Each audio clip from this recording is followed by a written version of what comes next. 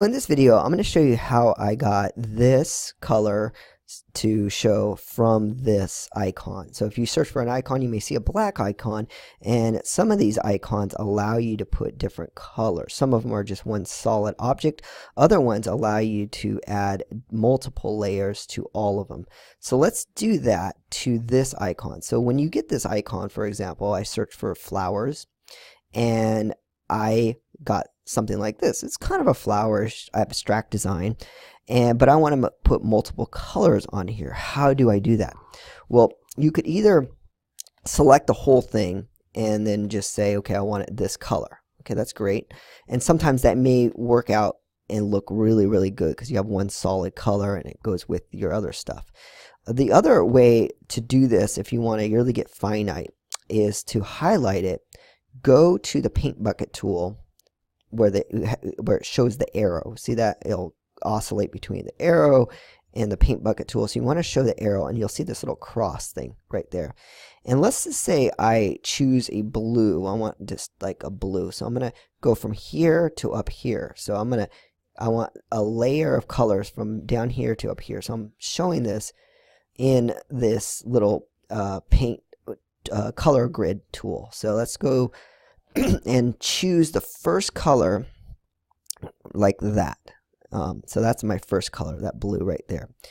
And then I'm going to choose the next color, which I want to just a little bit higher up, that one. And then I'm going to push it a little higher. And then up a little bit more.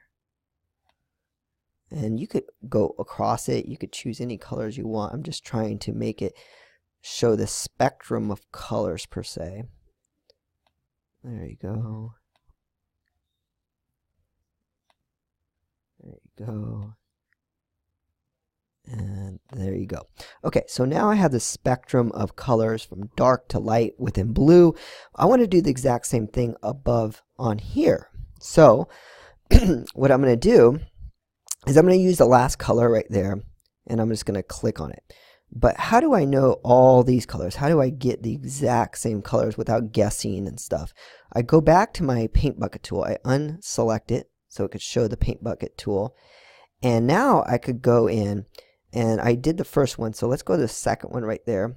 It's going to show me, if you notice here, it changes. If I go over here, this will change to a different number. If I click on this one, this will change to a different number.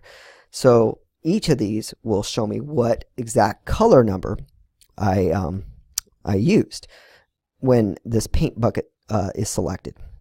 So I'm going to click on the second one right there. I'm going to copy that number right there by Command C or Control C, depending on your computer.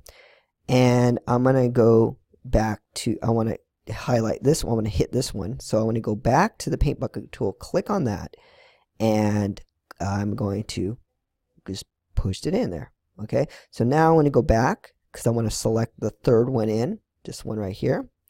Go over here. And to make this easier, I could just put this closer so I don't have to go way over here. I'm going to copy this, and I'm going to go back to that pointer and click on that. Good. Now let's do the rest. So we're at 1, 2, 3. We're at 4. 1, 2, 3, 4. So I want this one right there. Copy that. Go back to this. Paste that. Okay. 1, 2, 3, 4, 5. That's the one I want. Okay. Copy that. Go back to here. Make sure to go back. Click on that. Undo it again. 1, 2, 3, 4, 5, 6. So I want that one. The sixth one. 1, 2, 3, 4, 5, 6. I want that one.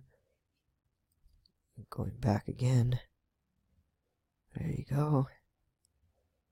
1, 2, 3, 4, 5, 6, 7. That one. Click, go back. And then the very last one. There it is. Copy that. Make sure to go back. Click on that one. That's not the same one, is it? Let me go back again. Make sure to copy it.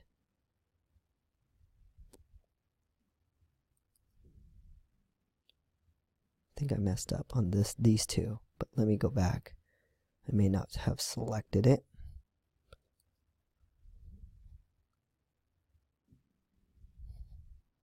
But I think you get the idea. I didn't select those ones properly, but you get the idea that it does give this pattern of colors here, which are really, really, really cool. And you could get real creative with this, a whole color palette selection. And doesn't that look a lot better right there? And I'd probably not do that dark right there. I'd probably do like a very light stuff on here. Same with this. And then you can start adding your text and making it look really cool. Now, not all of the graphics do this. Like, let's just type in flower again. I put in flow.